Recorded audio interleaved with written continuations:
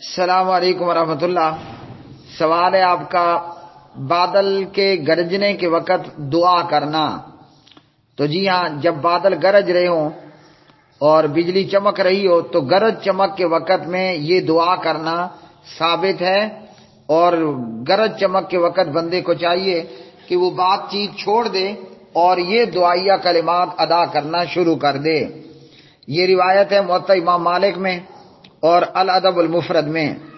علامہ البانی رحمہ اللہ نے اسے صحیح کہا الادب المفرد میں۔ عن عبداللہ بن زبیر انہ کان اذا سمع الرعد ترک الحدیث۔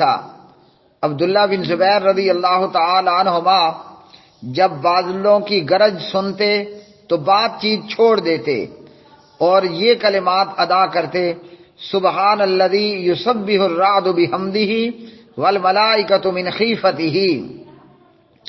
پاک ہے وہ ذات کہ تسبیح بیان کرتی ہے گرج اس کی حمد کے ساتھ اور ملائکہ اس کے ڈر سے۔ اور عبداللہ بن زبیر کہتے: ان ھذا لوعید شدید لأہل الارض۔ یہ بادلوں کا گرجنا، بادلوں کی گرج پلس بجلی کی چمک، تو یہ بادلوں کی گرج وعید ہے، سخت قسم کا ڈراوا ہے زمین والوں کے لیے۔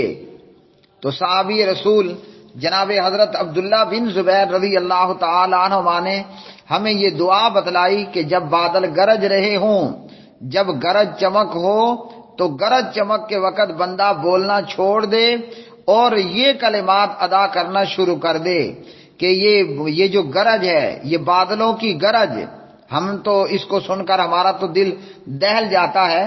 تو بادلوں کی گرج دراصل یہ اللہ سبحانہ و تعالیٰ کی تسبیحات بیان کر رہے ہوتے ہیں، یہ گرج یا یہ بادل، اور ملائکہ اللہ سبحانہ و تعالیٰ کے ڈر سے۔ تو ہمارا کام کیا ہے؟ جب بادل گرجیں، بجلی چمکے تو ہم بھی سبحان اللہ کہنا شروع کر دیا کریں اور یہ الفاظ ادا کریں: سبحان الذی یسبح الرعد بحمدہ والملائکۃ من خیفتہ۔ اور یہی روایت علامہ البانی رحمہ اللہ مشکات المصابیح میں لائے عبداللہ بن زبیر سے، اور یہی روایت جو ہے وہ موطا امام مالک میں بھی موجود ہے اور موطا کے علاوہ دیگر احادیث کی کتابوں کے اندر بھی موجود ہے۔ موطا کے اندر یہ روایت ہے 2094 نمبر پر، 2094 نمبر پر یہ روایت ہے، اور اس سے آگے یہ روایت مصنف ابن ابی شیبہ میں 29205 نمبر پر موجود ہے۔